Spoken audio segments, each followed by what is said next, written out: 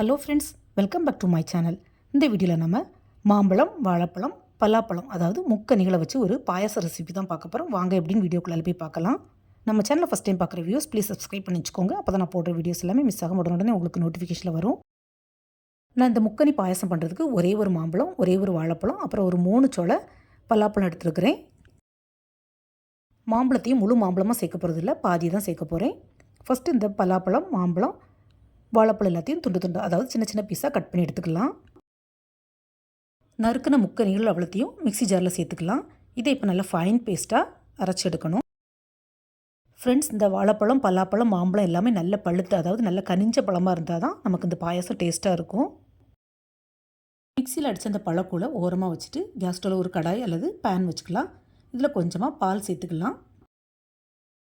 பாலோட குவான்டிட்டி பார்த்திங்கன்னா நம்ம எடுத்துருக்க ஃப்ரூட்ஸுக்கு அதாவது 1 to 1.5 கப் பால் எடுத்தாலே போதும். பால் ஜாஸ்தியாக அதாவது அதிகமாக சேர்த்துக்கிட்டோன்னா நமக்கு பாயசம் ரொம்பவே தண்ணி ஆயிரும். ஸோ தேவைக்கு தக்கன எடுத்துக்கோங்க. ஆனால் பால் மட்டும் கெட்டியாக தண்ணி சேர்க்காத பாலாக இருக்கணும். நம்ம சேர்த்த பால் 1க்கு பாதியாக வர வரைக்கும் நல்லா சுண்ட வைக்கணும். ஸோ ஒரு கரண்டி போட்டு இடையிடையே கைவிடாமல் கிளறிட்டே இருக்கலாம். இப்போ பார்த்திங்கன்னா பால் ஃபஸ்ட்டு இருந்ததுக்கு குவான்டிட்டி கொஞ்சம் கம்மியாக வற்றி கிடச்சிருக்குது. இந்த ஸ்டேஜில் கொஞ்சமாக சுகர் ஆட் பண்ணிக்கலாம். சுகரோட குவான்டிட்டி பார்த்திங்கன்னா ரொம்ப ஜாஸ்தியாக சேர்க்க வேண்டாம். ஏன்னா நம்ம சேர்த்த முக்கனிகளே நார்மலாகவே கொஞ்சம் ஸ்வீட்டு ஜாஸ்தியாகவே இருக்கும். ஸோ சுகர் கொஞ்சம் கம்மியாகவே ஆட் பண்ணிக்கோங்க. ஜாஸ்தி ஆகிடுச்சுன்னா ரொம்பவும் தித்திக்கிற மாதிரி ஆயிரும். ஜீனி சேர்த்து கலரும்போது பால் கொஞ்சம் திக் கன்சிஸ்டன்சி கிடைக்கும். இந்த ஸ்டேஜில் கொஞ்சமாக ஏலக்காய் கிராம்பை பொடிச்சு சேர்த்துக்கலாம்.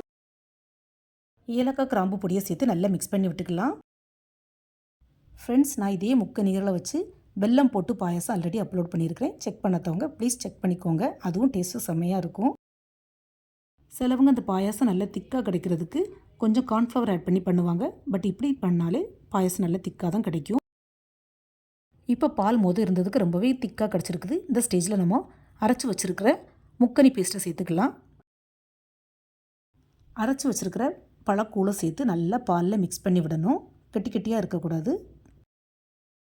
சிலவங்க நினைக்கலாம் பாலில் அதாவது சூடான பாலில் பழக்கூழை சேர்க்கும்போது பால் திரிஞ்சிருமோன்னு நினைக்கலாம். பட் கண்டிப்பாக தெரியாது, தைரியமாக சேர்க்கலாம். அவ்வளோதான். முக்கனி பேஸ்ட்டை சேர்த்து நல்லா மிக்ஸ் பண்ணதுக்கப்புறமா கேஸ் ஆஃப் பண்ணிட வேண்டியதுதான். இந்த பாயசம் பண்ணுறது ரொம்பவே ஈஸி. இப்போ ஒரு தட்கா பேனில் கொஞ்சமாக கீ ஆட் பண்ணி அதில் கேஷ்யூ சேர்த்து வறுத்துக்கலாம். வறுத்த கேஷ்யூ அப்படியே பாயசத்தில் சேர்த்துக்கலாம். அப்புறமா அதே பேனில் கூட கொஞ்சம் கீ ஆட் பண்ணிவிட்டு கொஞ்சமாக கிஸ்மிஸை சேர்த்து வறுத்து எடுத்துக்கலாம். ஃப்ரெண்ட்ஸ், கண்டிப்பாக ஸ்கிப் பண்ணாமல் கேஷ்யூ கிஸ்மிஸும் நெய்யில் வறுத்து ஆட் பண்ணிக்கோங்க. அப்போ தான் இதோட டேஸ்ட்டு செம்மையாக இருக்கும். அதே மாதிரி இந்த முக்கனி பாயாசத்துக்கு கொஞ்சமாக குங்குமப்பூவை சஃப்ரானை பாலில் ஊற வச்சு அதையும் சேர்த்துக்கலாம். பாலில் குங்குமப்பூ சேர்த்து இதில் மிக்ஸ் பண்ணும்போது ஃபுட் கலர் சேர்க்காமலே இந்த முக்கனி பாயாசம் இன்னும் நல்ல கலர்ஃபுல்லாக கிடைக்கும். பட் அது ஆப்ஷனல் தான். நானும் இன்றைக்கி குங்குமப்பூ சேர்க்காம தான் பண்ணியிருக்கேன். அவ்வளோதான். முக்கனி பாயாசம் இப்போ சுட சுட ரெடி ஆகிடுச்சு. இந்த முக்கனி பாயாசம் உங்களுக்கு சூடாக வேண்டாம்னா கொஞ்சமாக ஐஸ் க்யூப்பை சேர்த்து கூட சில்லுன்னு குடிச்சிக்கலாம். அப்படி இல்லைன்னா ஆறுனதுக்கப்புறமா கொஞ்சம் நேரம் ஃப்ரிட்ஜில் வச்சு எடுத்து கூட ஜில்லுன்னு குடிக்கலாம்.